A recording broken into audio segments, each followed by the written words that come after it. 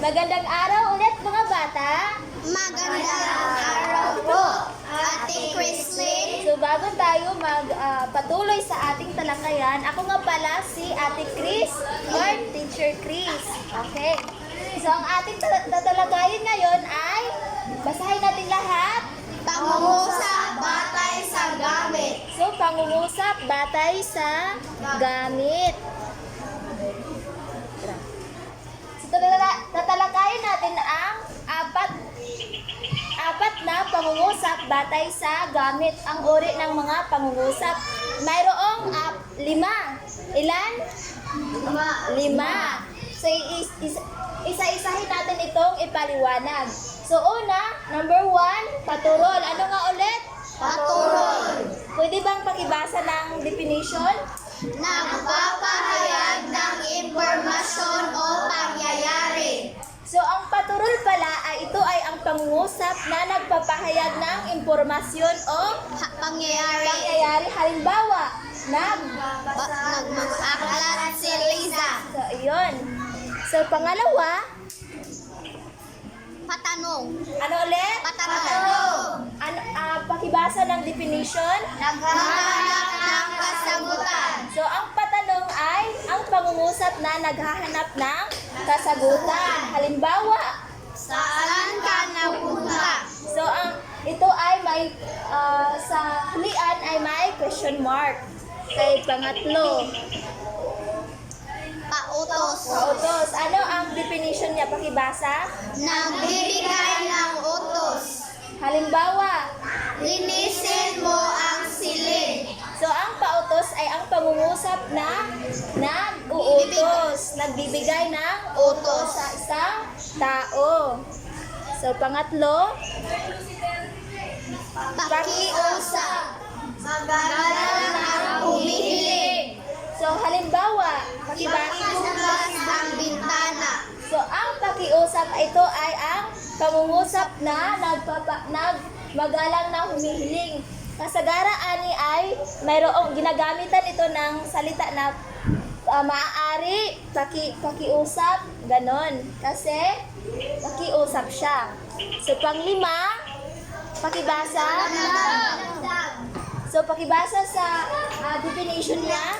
Nagpapahayag ng matinding damdamin. Halimbawa, Napakasaya ko. napakasaya ko. Nagpapahayag ito ng sobrang matinding damdamin. Halimbawa, isa pang halimbawa, aray, ang sakit. So, yan ang padamdam. Ano nga ulit yung limang uri ng pangungusap? Patanong. Yung una, paturol, patanong, pautos, pakiusap, padamdam.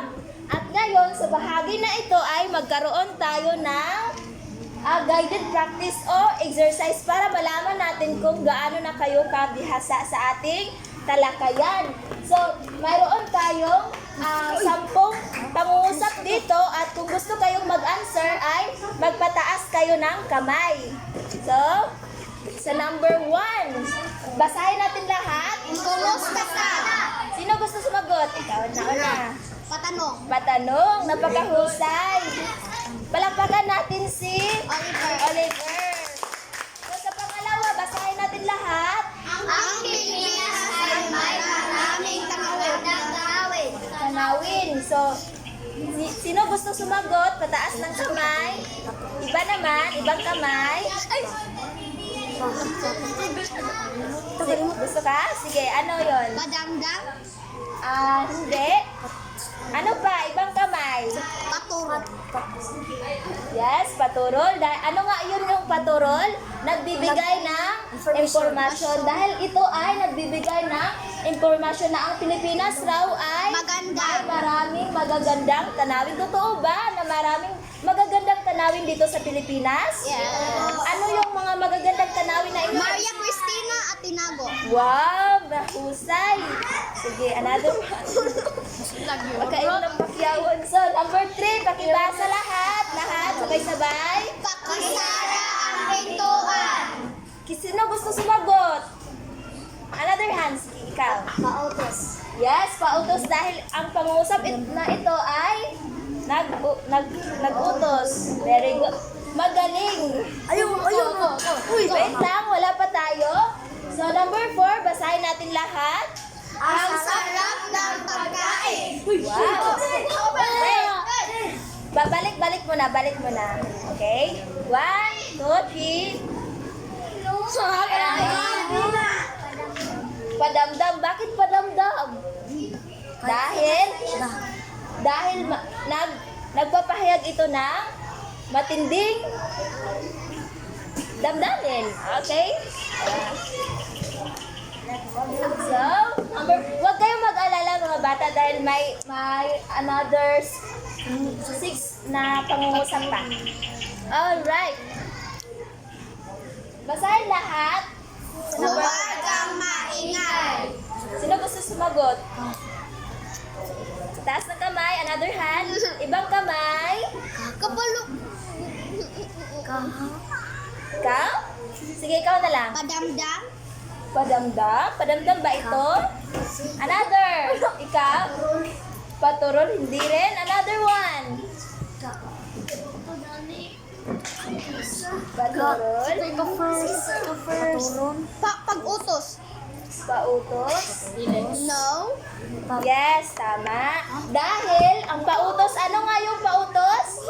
Yan ay ang pangungusap na nag-uutos sa isang tao. So, huwag kang maingay, di ba? Nag-utos siya na huwag.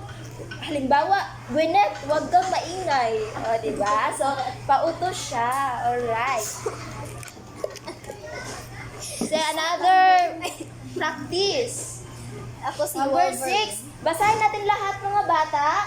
Maghuhugas ka ng kamay bago kumakain. Sino gusto sumagot? Another hand na hindi ko pa na ano. Nakasagot ka na kanina? Mana? Siya na siya. Ano? Maghugas ka ng kamay bago ka kumain. Paturol? Another. Ano pa? Pautos. Magaling dahil ang pangungusap na ito ay nag-uutos na maghugas ka ng kamay bago ka kumain. So, nag-uutos siya. Halimbawa, nag-uutos yung mama mo, maghugas ka muna anak ng kamay bago ka kumain. So, pautos siya. Usay. So, huwag kayong mag-alala. Marami pa tayong pwedeng mga tsansa na makasagot. Sa number 7, pakibasa lahat. Maaaring huwag akong samahan na maklatan. Ano gusto? Wait. Siya. Kasi wala pa siya. Pananong? Oh, patanong. Dahil ang pangungusap ay nagtatanong. Husay. Number 8. Basahin natin lahat ng sabay-sabay. Pakibasa naman ang iyong kwaderno. Ano yun? Wala pa tayo. Sige, 1, 2, sige. 1, 2, 3, pataas. Nagkasagot ka na kanina? Siya. Siya yung nauna. Ano yun? Pakipasa naman ang inyong kwaderno. Hindi siya mautos. May root word siya dito. May salita siya na ano? Maturol. Hindi. Yeah, very good. Napakahusay. Pakikiusap dahil meron siyang pakiusap po naman na pakipasa naman ang iyong kwaderno. So, number 9, ano ba taga? Number 9, pakibasa lahat. Napakagaling mo umawin. Wala pa, hindi pa ako nagsasabi na pataas ng kamay. 1, 2, 3, pataas. Another, balik. 1, 2, 3. May sabay lahat Sino yung ano na lang, at ito na lang, yung hindi pa nakasagot. Wala pa. Yung hindi pa nakasagot na nagpataas ikaw? Sige, ano yun lang? Yes, padamdam. Dahil ang pangungusap ng number 9 ay nagpapahayag na matinding damdamin. Sa number 10, pakibasa lahat ng sabay-sabay. Masipag mag-aral ang mga mag-aaral sa baita. Ano kaya ito? Sino gusto sumagot? Ikaw? Paturon. Bakit paturon? Kasi ito ay nagbibigay ng impormasyon. Wow, napakahusay. Ito ay nagbibigay ng impormasyon na baitang 5 ay masisipag na nag-aaral. Masisipag ba kayo na nag-aaral? Wow. Ayun, so tapos na tayo sa ating makinig ng mabuti sa teacher. Yeah. Tapos na tayo sa ating exercise or guided practice. Tayo naman ay dadako sa ating pangkatang gawain. Handa na ba kayo? Yes. Or gusto niyo bang maglaro? Okay. Ang gawin natin ay hahatiin ko kayo ng 2 grupo. Kinig kayo ha, 2 grupo. So ito ay, ano nga pangalan mo lang? Yes? Althea, tapos ikaw? Okay. Yeah. Si Oliver hanggang kay Althea ay pangkat 1. Tapos ikaw lang, kayong 3, punta kayo dito. Kayo ay pangkat 2. Pangalawang pangkat. Punta na kayo sa inyong grupo. Punta na kayo sa inyong grupo. Ikaw rin lang. Punta na kayo doon. So, tapos, bawat pangkat ay bubunot ng isang situation card. So, sino yung representative ninyo na magbunot ng situation card? Sa pangkat 1. Pangkat 1 muna. Sino? Pangkat 1. Or unang pangkat. Sino gusto? Sinong leader ninyo dito? Magpili kayo ng leader.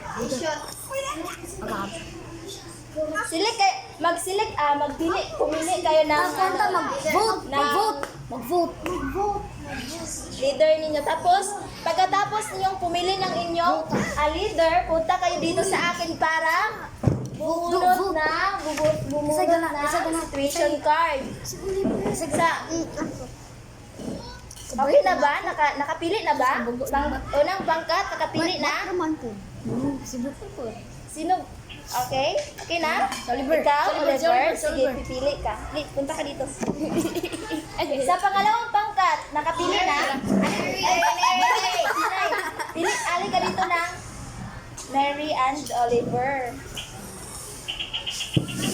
Tapos ulit. Punta ka dito. Pili lang. Punta ka dun balik ka sa iyong pangkat. Okay, wag mo na buksan. Makinig mo na sa aking instruction o panuto. Okay, nakabalik na ba lahat? Nakabalik na? So, buksan na ninyo. Sa situation card, merong pangungusap dyan. Tapos, gagawa kayo ng Isang paragraph. 2 pangungusap. Diba? Diba nag-discuss tayo ng 5 uri ng pangungusap? Gumawa kayo ng pangungusap kung paturol ba, patanong, base sa situation card na inyong nakuha. Isulat sa inyong papel. Ako secretary. Kasi huwag kayong maingay. Kabalo ko. Easy. Punta kayo sa inyong grupo. Hindi. So, nabasa ninyo. Gagawa kayo ng 2 pangungusap. Diba yung uri ng pangungusap, batay sa gamit, yung pakiusap, patanong. Masaya ka dahil masaya ako dahil masaya. Yes, pag-usap. Pwede mo mag-sentence out of... O, doha ka ba? Yes. Dalawa Bakit mo? Oo. Kapag tapos na kayo, magpili kayo ng isang representative na pupunta dito upang basahin ang inyong nagawang sagot. Sulat sa Ako present. Easy. Sige ba? Wait lang. Ako present ha. Naintindihan ba? Sa sitwasyon kayo ninyo, dyan tayo, o gagawa kayo ng base sa inyong grupo dyan. Kung patanong ba,